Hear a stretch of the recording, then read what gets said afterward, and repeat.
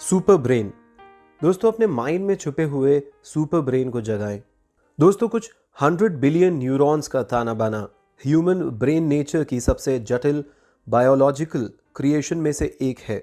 लोग maths equation से लेकर लेन देन के कामों को करने के लिए पिछले एक्सपीरियंस की मेमोरी तक पहुंचने और मौजूदा घटनाओं के बारे में फीलिंग्स को प्रोसेस करने के लिए डेली अपने ब्रेन्स की फाड़ को टैप करते रहते हैं। दोस्तों, फिर भी इतना सब होने पर भी डेली लाइफ की कॉम्प्लेक्सिटीज मुश्किल से ही ह्यूमन ब्रेन के पसीने छुड़ा पाती हो।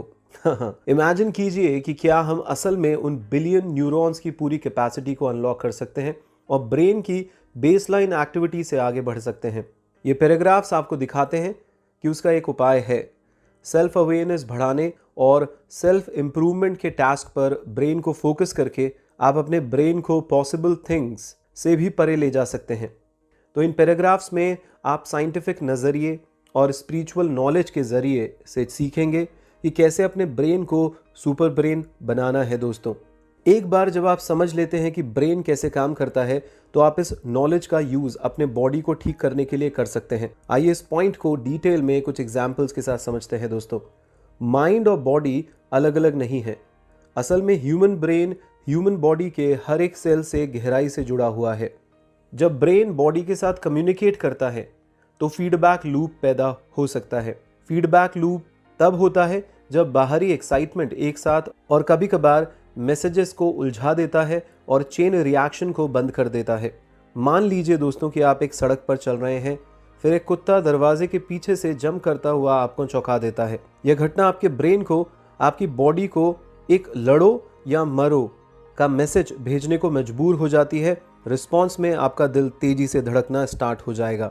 इस तरह से डर से हार्ट अटैक हो सकता है, लेकिन जनरली यह ब्रेन के दूसरे मैसेज से रोक लिया जाता है जो फीडबैक लूप को सेट करता है। आपके दिल को गियर में डालते वक्त ब्रेन एक के बाद एक एड्रेनल ग्लैंड्स को हार्मोन्स को प्रोड्यूस करने के लिए कहता है ताकि आपके दिल को बहुत तेजी से धड़कने से बचाया जा सके। फाइनली ये हार्मोन्स दिल को नॉर्मल रिदम में वापस ले भी आते हैं। इस प्रोसेस के बारे में जो बात एक्साइटिंग है वो ये है दोस्तों कि हमारे पास फीडबैक लूप को कंट्रोल करने की पावर होती है और साथ ही यह भी तय करना कि यह कम्युनिकेशन बॉडी को कैसे इफेक्ट करता है। एग्जाम्पल के लिए, टिबेटन मॉन्क्स माइंड और बॉडी के बीच एक हार्मोनियस बैलेंस बनाने की प्रैक्टिस करते हैं। डीप फोकस के जरिए ब्रेन के बॉडी को भेजे जाने वाले मैसेजेस को कंट्रोल कर सकते हैं।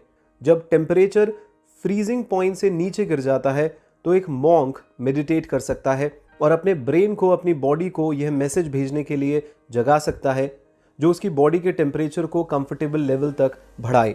माइंड को कंट्रोल करने वाली इस तरीके की प्रैक्टिस को कभी पुराने वक्त में उन बीमारियों से लड़ने के लिए यूज़ किया जाता था जो एक वक्त घातक और लाइलाज मानी जाती थी। दोस्तों, जब किसी इंसान को स्ट्रोक आता है तो ट्रॉमा ब्रेन से बॉडी के कुछ पार्ट्स में मैसेजेस भेजने के लिए यूज़ किए जाने वाले न्यूरल पाथवे को अलग कर सकता है, जिसके रिजल्ट में पार्शियल पैरालिसिस हो सकता है। दोस्तों, जबकि मेडिकल प्रोफेशनल्स ने पहले सोचा था कि किस तरीके के पैरालिसिस को ठीक नहीं किया जा सकता था, अब थेरेपिस्ट बॉडी के अफेक्टेड एरिया में रिपीटेटिव मैसेजेस भेजकर स्ट्रोक विक्टिम्स के ब्रेन को ट्रेन करने में हेल्प कर सकते हैं।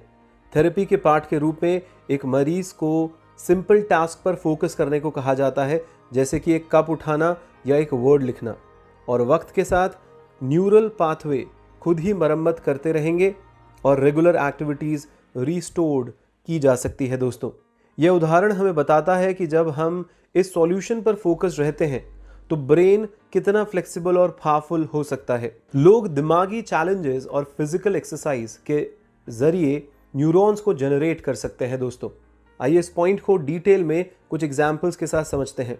कभी कभी लोग इस बात से इन एक्टिविटीज़ के बारे में बात करते हैं कि किसी चैलेंजिंग टास्क को करने में कितने ब्रेन सेल्स खर्च होंगे, जैसे कि ह्यूमंस के पास ब्रेन सेल्स की लिमिटेड सप्लाई है।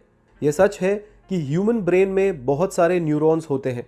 इससे भी बढ़कर अगर ज़रूरी हो तो ब्रेन और भी ज़्यादा न्यूरॉन्स जनरेट कर सकता है। एक पॉपुलर मिथ है दोस्तों जो बताता है कि ब्रेन किसी मशीन की तरह है। वक्त के साथ ब्रेन इतनी जद्दोजहद करता है कि यह डेफिनेटली बिगड़ जाएगा या परमानेंटली डैमेज्ड हो जाएगा। ह्यूमन ब्रेन रोज लगभग 85,000 न्यूरॉन्स का यूज करके उनको खो देता है, लेकिन असल में यह टोटली समंदर में एक बूंद के जैसा होता है दोस्तों। अकेले सेरेब्रल कॉर्टेक्स में 40 बिलियन न्यूरॉन्स अवेलेबल हैं। अगर हम न्यूरॉन्स पर अपना कमांड कर पाएं, जो हम डेली खो देते हैं, तो इस रेट पर एक ह्यूमन सैकड़ों सालों तक जिंदा रह सकता है और तब तक ब्रिलियंट टैलेंटेड मैथमेटिशियन के रूप में लाइफ जीने के लिए बहुत सारे न्यूरॉन्स बचे रहेंगे दोस्तों। अमेजिंगली ह्यूमन ब्रेन हर वक्त नए ब्रेन सेल का निर्माण कर रहा होता है। रोचेस्टर यूनिवर्सिटी में न्यूरोलॉजिस्ट पॉल कोलमैन ने एक शानदार डिस्कवरी की। उन्होंने पाया कि 20 साल के एक पर्सन का ब्रेन और 70 साल के एक बुजुर्ग के ब्रेन में बेसिकली इक्वल क्वांटिटी में न्यूरॉन्स होते हैं। ये हमारी बॉडी के सेल को फिर से जनरेट करने की कैपेसिटी की वजह से होते हैं। ह्यूमन ब्रेन हमेशा बढ़ रहा है और डेवलप हो रहा है दोस्तों। ऐसा तब होता है जब इसे मेंटल चैलेंजेस दिए जाते हैं, जैसे कि एक नई लैंग्वेज सीखना या मैथ प्रॉब्लम्स के सॉल्यूशन निकालना। तो दिलचस्प बात यह है दोस्तों कि बर्ड्स में भी यही इफेक्ट देखा गया है।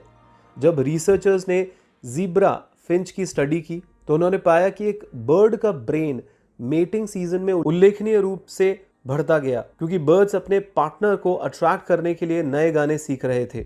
फिजिकल एक्सरसाइजेस ब्रेन में न्यूरॉन्स को जनरेट करने में भी मदद करती है। यूनिवर्सिटी ऑफ शिकागो में न्यूरोलॉजिस्ट सैम सिसोदिया ने दिखाया कि प्रैक्टिस के जरिए पैदा हुए न्यूरॉन्स चूहों को भी एल्जाइमर जैसी बीमारियों के पैदा होने से बचने में मदद कर सकते हैं। नेक्स्ट पैराग्राफ में हम उन चीज़ों पर नज़र डालेंगे जो आप अपने ब्रेन की फार को बढ़ाने के लिए कर सकते हैं।